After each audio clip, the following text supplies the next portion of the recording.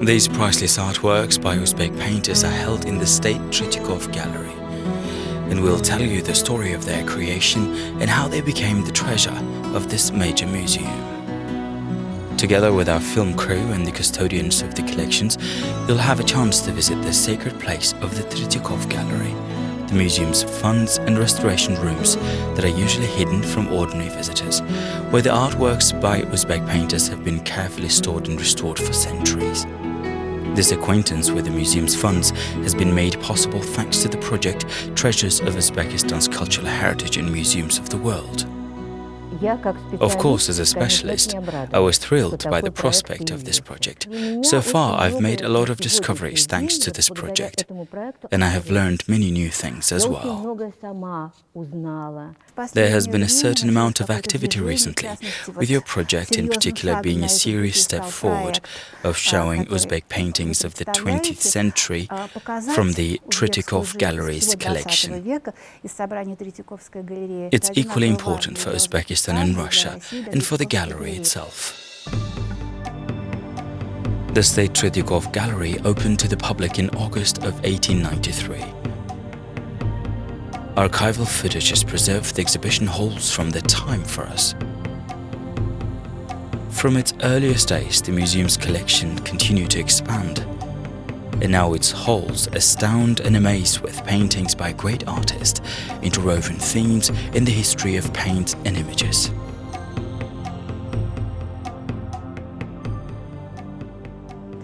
The Tretyakov Gallery was established by its founder, Pavel Mikhailovich Tretyakov, as a museum of Russian national art.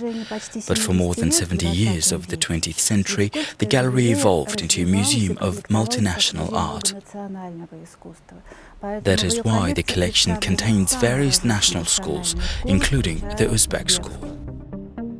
20 years before the gallery was opened, Tretyakov purchased a large and famous collection of Turkestan paintings by Vasily Vereshchagin.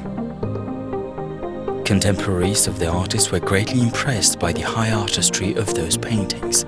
But what is more important, the paintings opened up the as yet unknown and mysterious artistic world of the Middle East, the peculiarities of ancient civilizations, incomparable design of madrasas and mosques that witnessed a unique building culture, and Eastern people dressed in national costumes.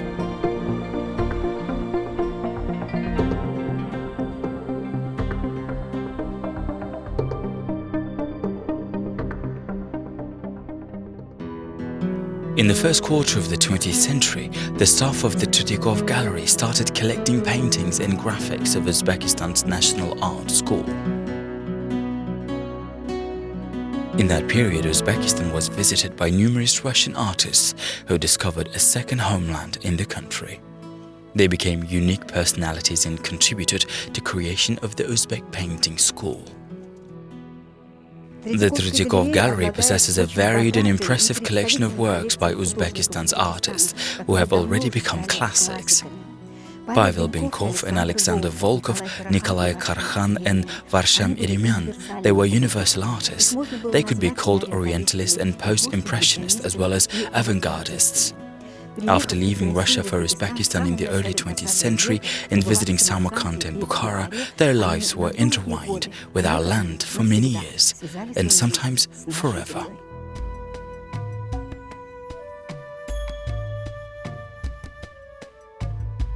Just as French artists sought inspiration in Tahiti, Algeria and Morocco, Russian painters aspired to come to Uzbekistan, to immerse themselves in the bustle of Eastern bazaars, packed tea rooms and vibrant crowds in the streets.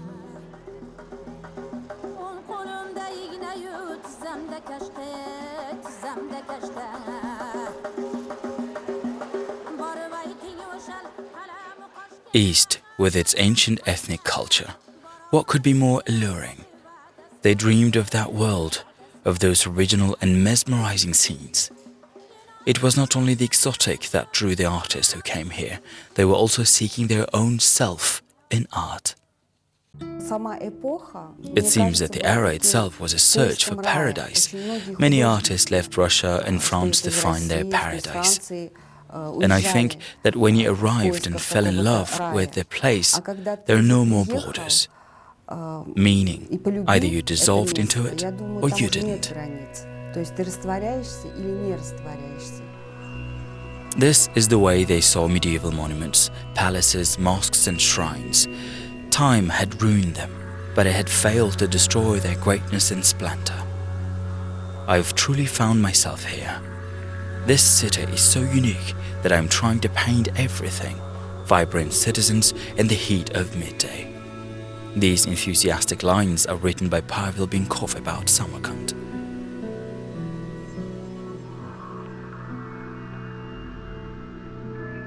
The 1920s and 30s were extremely fruitful years for the artist. It is then that he created many of his masterpieces in Uzbekistan. We artists often travel across our republic, visiting different regions and remote kishlaks. And many interesting things happen. Old men and young men talk to us. And sometimes they say, "Son, you draw very well. You're probably a student of Binkov." And you are immediately surprised. His legacy is the treasure of our people.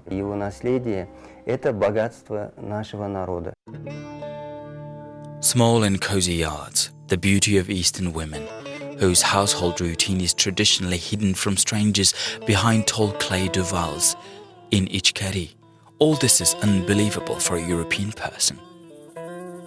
And in his paintings, Pavel Binkov seems to fuse with the surrounding life. His impressionist works are full of the generous Eastern sun. In the classical meaning of this word, of this notion, impressionism, I would say that Pavel Binkov is one of the greatest artists who worked and searched through all his artistic life in this area. He is the greatest artist of the 20th century.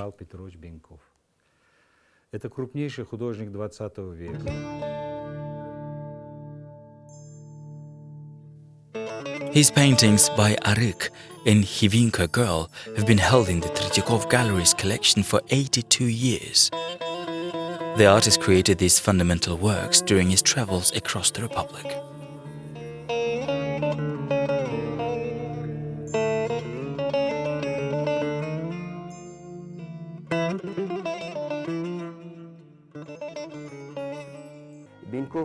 You know, Binkov is in the hearts of not only professional artists, but ordinary people as well.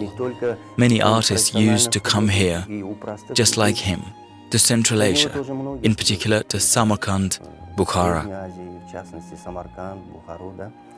He had a certain sincerity. First of all, when artists came here, they painted and were taken with our architectural and historical heritage, culture, rituals, national costumes. And this artist tried to penetrate, to enter personal life of people, of the nation.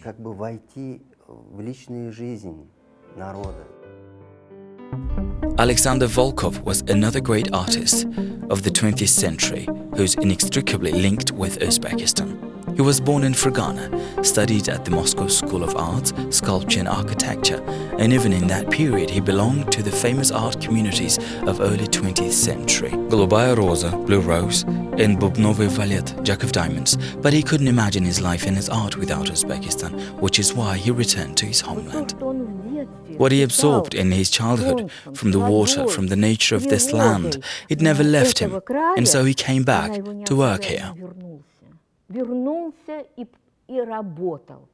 For many years, Tatiana Zelyukina has studied the art of Alexander Volkov, and she has expert knowledge of each of his paintings that is kept here. This great legacy was donated to the Tretyakov Gallery by Alexander Volkov's sons.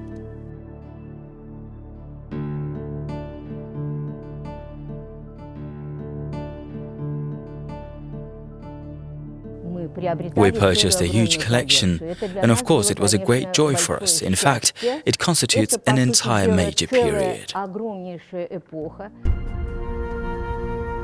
That period was called the unique Middle Eastern avant-garde, and Alexander Volkov was one of its most prominent representatives. He didn't just master the experience of European Cubism and postmodernism, but managed to inseparably connect it with the culture of Central Asia. This artist, the school itself, you can learn from him. And if you learn from him, you'll be on the right path.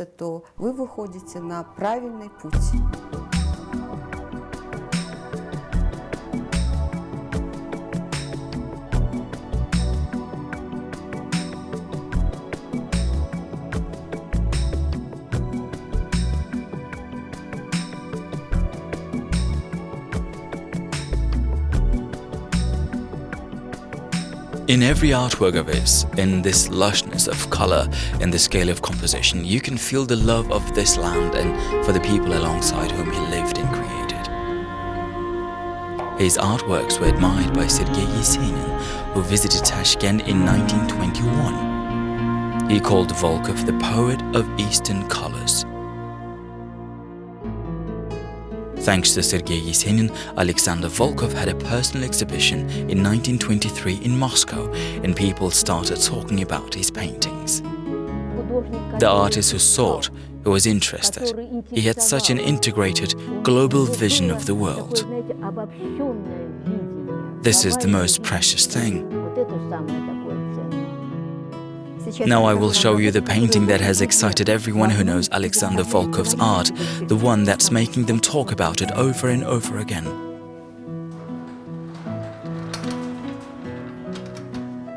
It's probably the artist's most mature masterpiece, and it is replete with some sacred meaning. This is it, the famous pomegranate Chaykhana of the artist.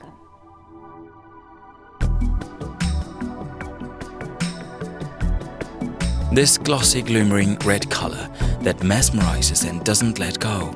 These words were written about Volkov's pomegranate-colored Chaykhana in foreign media. The artwork was continuously exhibited in Italy, Germany, Belgium and China. Deservedly, for its time, the pomegranate Chaykhana has already become a legendary classic of Uzbek art of the first half of the 20th century.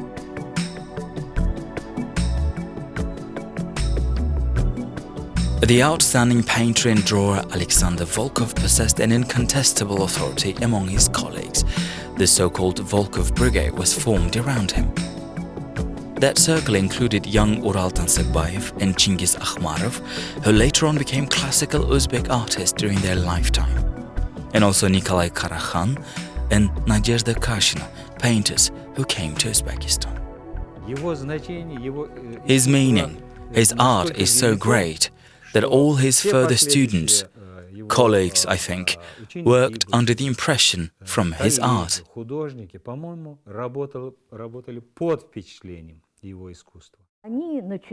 They started this Uzbek school in the 1920s. Then they had to design, well, red corners in kishlaks. Though they did that with a high spirit and enthusiasm, because they were paid nothing. Bold and decorative landscapes and genre paintings by Nikolai Karakhan skillfully depict vivid Eastern life. His early works were purchased by the Tretyakov Gallery from Uzbek art exhibitions in Moscow, while in the 90s, a series of his works was purchased from his daughter.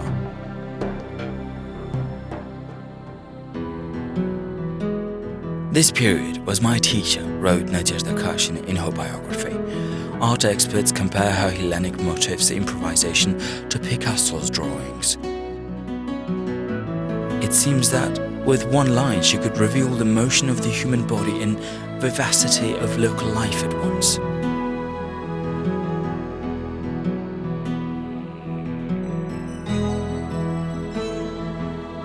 Her grandfather and great-grandfather were icon painters in Orthodox churches. She came to Uzbekistan for the first time and decided to stay here forever. According to her will, some of her artworks were donated to the Tretyakov Gallery. The Tretyakov Gallery's collection has 2 pencil drawings by Alexei Yusupov, an outstanding artist who spent most of his life in Italy. He came to Uzbekistan in 1918 to work as a teacher at Turkestan Regional Art School. These sketches were done by the artists in Tashkent and Samarkand. They are highly prized at the Tretyakov Gallery. The art of outstanding cinema artist Vashram Erimyan became a unique phenomenon in the art of Uzbekistan. His sceneries and costumes had a hugely positive impact on the success of famous Uzbek films Nasreddin in Bukhara, Tahir and Zuhra, Adventures of Nasreddin, which are now classics of world cinematography.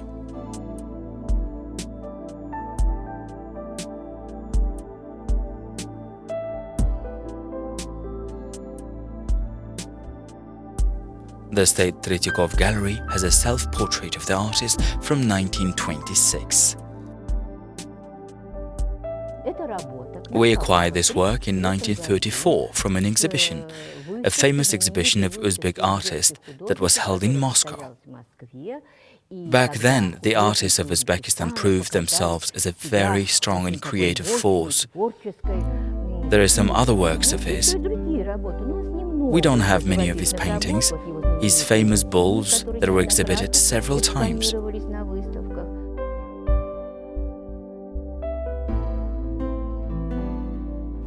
If the first half of the 20th century is primarily Russian artists in the East, the Oriental theme in Russian fine art, then the second half of the 20th century is the development of Uzbekistan's National Art School. This part of Uzbekistan's collection might not be that large in comparison with others, but it's interesting because it represents several generations of Uzbek artists and contains really high-class artworks, including masterpieces.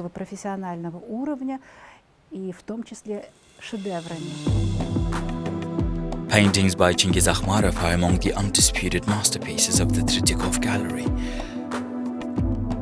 The artist was an outstanding muralist who created priceless paintings in the Alisher Navoy Opera and Ballet Academic Theatre in Tashkent.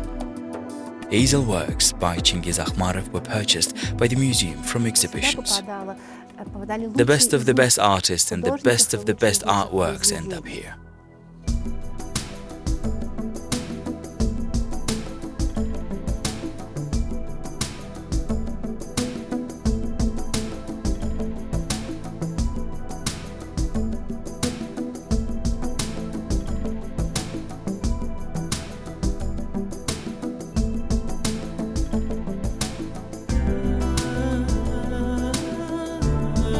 Chingiz Akhmarov was born at the beginning of the 20th century in a small Ural city and belonged to a noble family. His ancestors were courtiers who served Khans of the Golden Horde. In the 1920s, his family moved from Russia to Uzbekistan in search of a better life. To say that he loved the country would be an understatement. It entered my heart and my soul, the artist used to say. His magical brush brought to life a magical dream of heroes from the poems by the great Alisher Navoy. Qais and Layli in love. People admired this precious blue color. He skillfully used its refined shades and nuances. His superb drawing was even more stunning in his works. These works captivated me back in the day, when I studied them as an artist, millimeter by millimeter, and it's a riddle that I still haven't solved, but I have found a clue because there's some kind of magic. Ural Tansukbayev is also considered to be one of the great and outstanding Uzbek artists. His panoramic landscapes are called epic, full of light and air. They possess quite simple and laconic aesthetics. The artist drew them from nature, and then he would spend a long time in his studio finishing them, and only after that the artworks were released. Rahim Akhmedov was an excellent portraitist who created a whole gallery of portraits of his female contemporaries. The Tretyakov Gallery bought one of his best works, a woman from Kashkadarya. It was created in the late 1950s. It should be mentioned that the artist started working in a slightly different manner, more realistic. In the late 50s, he made an artistic trip to the southern regions of Uzbekistan. That trip became not a turning point, but quite an important step for the artist, and the critics didn't like him first, because it was so different from existing realistic standards. The artist accentuated light, silhouette, and presented the national type.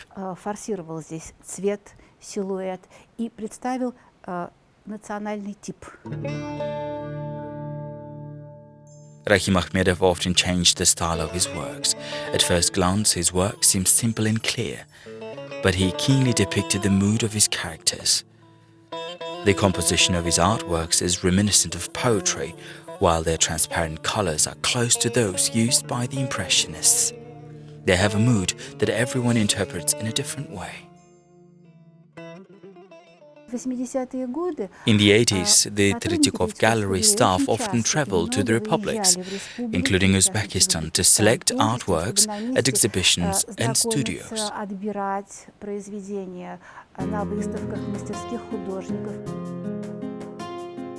New names were discovered in Uzbekistan's painting in the 1980s.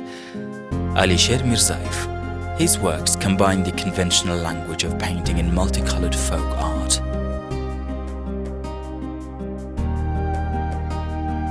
Yuri Taldikin. He uses large and broad strokes. The composition of his flatbread bazaar in Samarkand is like a part of a magic circle with dozens of flatbread moons in the center. Bahadur Jalalov. His work, Ecological Tragedy, will raise up the issue of global catastrophes. Maksud Takhtayev. Triptych about a man who flew in his dreams and didn't know the destiny of his stolen bird. The name of this triptych is a nod to national folklore. Reality and fantasy are intertwined in these paintings. Dreams and life, truth and fiction. Javlon Umarbekov is one of the most prominent Uzbek painters of the second half of the 20th century. The Tretyakov Gallery has his work Steppe. As if from a bird's eye view, we see a magnificent landscape. A peaceful afternoon, a fireplace, deeply symbolic eternal images. This is a truly epic painting with a philosophical meaning. They say that God gave people landscapes, mysterious twilight and fire for solace. The Tretyakov Gallery possesses a truly amazing collection of these artworks. It is rightly proud of its collection, and of course we want you to remember it, see and enjoy it. These paintings should be enjoyed.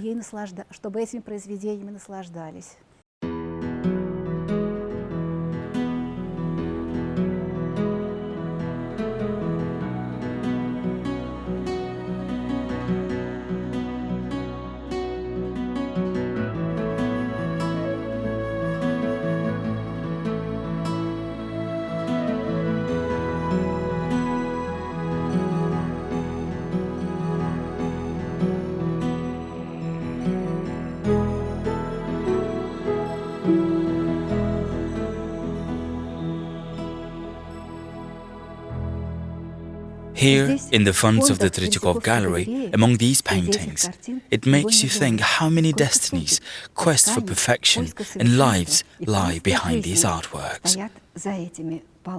Because every artist of the 20th century was either a participant or a witness of the complicated and often dramatic events in our history. This was the project Treasures of Uzbekistan's Cultural Heritage in Museums of the World. You were guided by Shaknoza Ganiyeva. Thank you for your attention.